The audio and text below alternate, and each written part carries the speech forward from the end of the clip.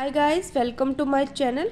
कल अपन ने अनुकूलन पढ़ा था, आज हम पढ़ेंगे समष्टियाँ। उसमें सबसे पहले समष्टि गुण। ठीक है, प्रकृति में हमें किसी भी जाति के पृथक एकल व्यष्टि के दर्शन बिरले ही होते हैं। ये लाइन हमें बोल रही है कि हमें एक पर्टिकुलर या सिंगल इंसान बहुत कम मिलता है, हमें हमेशा लोग कम्युनिटी या ग्रुप में मिलते हैं, वो भी एक पर्टिकुलर एरिया, एक भौगोलिक क्षेत्र के विशेष भौगोलिक क्षेत्र में रहते हैं, मतलब एक पर्टिकुलर एरिया में रहते हैं। ठीक है, और जो इक्विपमेंट होते हैं समान संसाधनों के लिए साझा करते हैं, मतलब एक दूसरे के साथ दुख बांटते हैं, चीज़ों को बांटते हैं। ठीक है, कॉम्पिटिशन करते हैं कुछ चीज़ों के लिए, संकरण करते हैं और इस प्रकार वे समष्टि की रचना करते हैं, मतलब एक कम्युनिटी की रचना करते हैं। हालांकि संकरण शब्द में लैंगिक जनन कार्य अंतर्निहित है, मतलब अपन रिप्रोडक्शन भी करते हैं सेम जाति।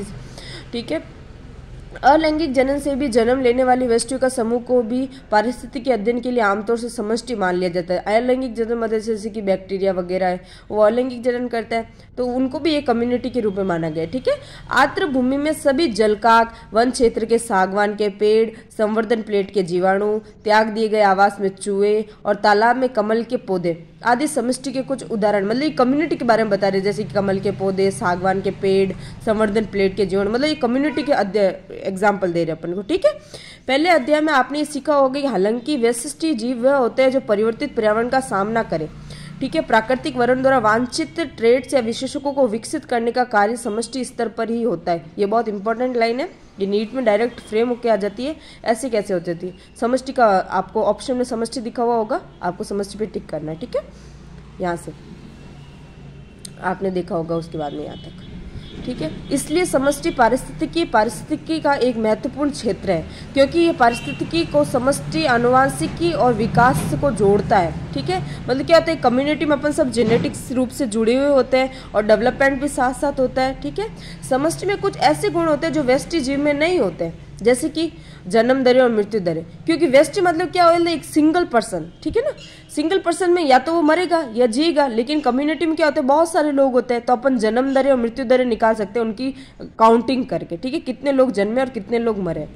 समष्टि में इन दरों को क्रमशः प्रति व्यक्ति जन्म दर और मृत्यु दर कहते हैं। इसलिए दर को समष्टियों के सदस्यों के संबंधों में संख्या में परिवर्तन के रूप में प्रकट किया जाता है।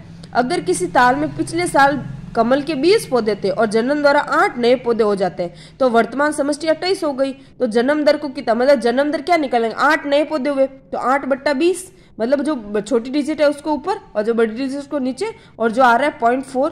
तो आपको ये ध्यान रखना है, इसमें मिलेगा प्रति कमल प्रति वर्ष। तो आपको ये साल और प्रति वर्ष याद रखना है, क्योंकि ऑप्शन में क्या करते हैं पता है, नीट में कभी कभी ये 0.4 चारों ऑप्शन में देते हैं, कभी कभी आप प्रति वर्ष की जगह प्रति महीना, प्रति दिन, प्रति वर्ष ऐसे लिख देंगे।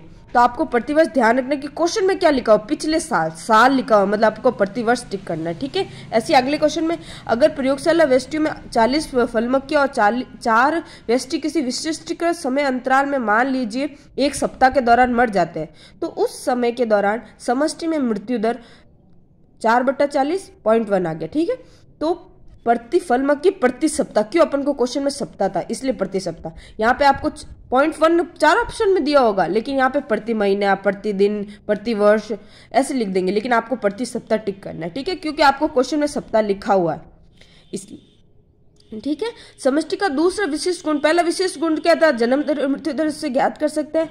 दूसरा क्वेश्चन था लिंग अनुपात, मतलब एक व्यष्टि होती है, जो ये व्यष्टि होती है, या तो वो पर्टिकुलर इंसान की बात कर रहे हैं, या तो वो फीमेल हो सकता है या मेल हो सकता है। लेकिन जब अपन कम्युनिटी की बात करते हैं तो उसमें बहुत सारे फीमेल और बहुत सारे मेल होते हैं, तो अपन क्या करते हैं, लिंग अनुपात, मतलब सेक्स रेशियो लेते हैं उनका। ठीक है, लेकिन व्यष्टि का लिंग अनुपात होता है। उसके बाद में क्या अपन व्यष्टि में बोल सकते हैं कि 60% फीमेल है और 40% नर है। आफ्टर देन इसके बाद में अपन बाद में डिस्कशन करेंगे आगे। किसी दिए गए समय में व्यष्टि भिन्न आयु वाले व्यष्टियों से मिलकर बनती है, मतलब क्या होता है, कम्युनिटी में कोई आयु अलग अलग एज वाले पीपल्स रहते होंगे, जैसे कि कोई ओल्ड होता है, कुछ चिल्ड्रन होगा, कोई एडल्ट होगा, ऐसे अलग अलग आयु वाले होते हैं। ठीक है, अगर व्यष्टि के समष्टि के लिए आयु वितरण, मतलब अपन अगर आयु का एक ग्राफ सेंड करें तो उसको क्या बोल देंगे, आयु पिरामिड बोलेंगे। ठीक है, मानव समष्टि के लिए आयु पिरामिड आमतौर पर नर स्त्रियों का आयु वितरण संयुक्त आरेख को दर्शाता है। मतलब उसमें क्या होता है, फीमेल और मेल को सेम आयु कैटेगरी में लेते हैं, जैसे कि फीमेल कौन सी कैटेगरी की है उस मतलब एक ही आयु पिरामिड बनाते हैं दोनों को जोड़ के। पिरामिड को आकार समष्टि को स्थिति प्रतिबिंबित करता है। मतलब क्या होता है कि पिरामिड का आकार मतलब कैसे, जैसे कि क्या ये बढ़ रहा है या स्थिर है, घट रहा है। मतलब क्या है कि जैसे कि देखो ये 13.4 मानव समष्टि के लिए आयु पिरामिड का निरूपण, ठीक है। जन्म पूर्व, जननश्रम और जन्मोत्तर, ये लाइन बहुत डायरेक्ट अगर नीट में क्वेश्चन आता है ना तो क्या करते हैं आपको पता है, इन लोगों को चेंज कर देते हैं। मतलब जन्म पूर्व कभी ऊपर लिख देंगे, जन्मोत्तर कभी नीचे लिखेंगे, इन तीनों की है ना पोजीशन चेंज करते हैं। आपको ध्यान रखना है पहले पूर्व, सम और फिर उत्तरोत्तर, ठीक है। और बढ़ती में क्या होता है आपको पता है, इंक्रीज कर रहा है, ये लाइन ऊपर बढ़ रही है तो मतलब बढ़ती है, ठीक है। स्थिर मतलब ये नीचे वाले दो बॉक्सेस है सेम लाइन पे आ रहे हो तो आपको याद रखना स्थिर, क्योंकि ये तीनों डायग्राम आएंगे। इसका मतलब इसमें से एक डायग्राम आएगा, कोई भी एक डायग्राम दे देंगे आपको, फिर यहाँ पे ये वाले आपको दिखा देंगे कि यहाँ पे सही मिलाओ और ये बढ़ती घटती और स्थिर ऑप्शन में दे देंगे, ठीक है, कि ये कौन सा आयु पिरामिड है। अगर ये ऐसा आएगा तो आपको टिक करना है बढ़ती पे, अगर ये ऐसा है आपको स्थिर पे टिक करना है, और ऐसा आएगा तो घटती पे टिक करना है, ठीक है। आपको इन तीनों का बहुत अच्छे से ध्यान रखना, ये डायरेक्ट क्वेश्चन आ जाता है। और इन तीनों का ये जो रेशियो है उसका ध्यान रखना आराम से, ठीक है। घटती हुई आपको दिख रहा है कैसे, मतलब कोई एरिया ही नहीं है इसका, नीचे वाला और ऊपर वाला घटती हुई, और स्थिर का नीचे वाले सेम है और बढ़ती का एकदम इंक्रीज हो रहा है। आफ्टर देन समष्टि का साइज आवास में इसकी स्थिति के बारे में बहुत कुछ बताता है, ठीक है। समष्टि हम कैसे भी पारिस्थितिकी के प्रक्रम अन्वेषण इन्वेस्टिगेट करना चाहे, भले ही ये दूसरी जातियों से स्पर्धा का परिमाण हो, परभक्षी का प्रभाव हो या पीड़कनाशी अनुपिक करने का प्रभाव हो, हम इनका मूल्यांकन हमेशा समष्टि के साइज में कोई परिवर्तन के संदर्भ में करते हैं। मतलब क्या होता है कि एक कम्युनिटी है, ठीक है, हो सकता है वहां पे है ना कुछ पीड़कनाशी का इफेक्ट हो गया हो, परभक्षी का इफेक्ट हो गया हो, या कॉम्पिटिशन की वजह से वहां पे लोग मर गए हैं, अपन उसका कुछ नहीं लेते, अपन को इनका कारणों का कुछ नहीं है, अपन बस उसकी के समष्टि घट रही है या बढ़ रही है बस उसका अध्ययन करते हैं, ठीक है, उसका साइज का अध्ययन करते हैं। आफ्टर देन प्रकृति में समष्टि के साइज की इतनी कम संख्या में से भी 10 से कम भरतपुर आर्द्र भूमि क्षेत्रों में साइबेरियन सारस या किसी साल लाखों में हो सकती है। तालाब में जो क्लेमाइडोमोनास होता है उसकी संख्या बहुत ज्यादा होती है। यह आवश्यक नहीं है कि समष्टि को जो अधिक तकनीकी रूप से उसे समष्टि घनत्व कहता है। समष्टि घनत्व मतलब एक कम्युनिटी में कितने सारे लोग रहेंगे, अगर ज्यादा लोग रहेंगे उसका घनत्व ज्यादा होगा, अगर कम होगा तो उसकी डेंसिटी कम होगी, ठीक है। हालांकि समष्टि घनत्व की सबसे उपयुक्त आमतौर पर कुल संख्या है, मतलब आप कुल टोटल काउंट कर लो। कुछ मामलों में ये अर्थहीन होती है, जैसे कि अगर अपन बैक्टीरिया है एक जान तो उसको कैसे काउंट करेंगे, अपन ऐसे अपन काउंट कर ही नहीं सकते।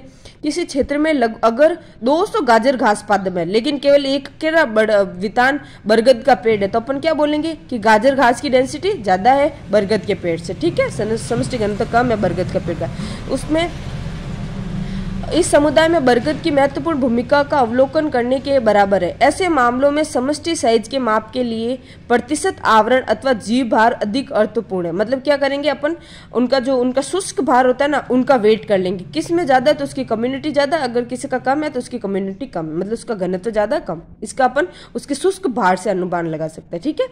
अगर समष्टि बहुत बड़ी है और गणना असंभव है अथवा बहुत समय लेने वाली है तो कुल संख्या को अपने का कोई आधार ही नहीं। मतलब अगर बैक्टीरिया इतने सारे तो अपन कुल संख्या को ले ही नहीं सकते। अगर आपके पास पेस्ट्री डिश में जीवाणु का घना संवर्धन है, कल्चर है, तो घनत्व बताने की सर्वोत्तम माप क्या है। कभी कभी पारिस्थितिकी अन्वेषणों के लिए निरपेक्ष समष्टि घनत्व जानने की आवश्यकता नहीं है। आपेक्षिक घनत्व से भी उद्देश्य की पूर्ति भली भांति हो जाती है। उदाहरण के लिए प्रतिपास पकड़ी गई मछलियों की संख्या झील में कुल समष्टि घनत्व की काफी ठीक माप है। जैसे कि पर्टिकुलर एरिया में आपने मछलियों को पकड़ लिया, मतलब क्या होगा, अगर आपने एक पर्टिकुलर एरिया में मछलियों को पकड़ा और कुल तालाब का एरिया देख लिया कि कितनी है तो अपन अंदाजा लगा सकते हैं ना, क्योंकि अपन इतनी सारी मछलियों को काउंट तो कर नहीं सकते, तो सिर्फ अपन अंदाजा लगा सकते हैं, ठीक है। हम बहुधा समष्टि के साइज के बिना वास्तव में गिने अथवा बिना देखे अप्रत्यक्ष रूप से आकलन करते हैं। मतलब हम ऐसे अंदाजा लगाते हैं कि कितने हो सकते हैं, ठीक है। हमारे राष्ट्रीय उद्यान और बाघ आरक्षित बाघ गणना प्राय पग चिन्ह और मल गुट्टिकाओं आधारित होती है। ये लाइन आ जाती है कभी कभी कि बाघ आरक्षित की घटना कैसे होती है, तो पग चिन्ह और मल गुट्टिकाओं के से। Thank you very much.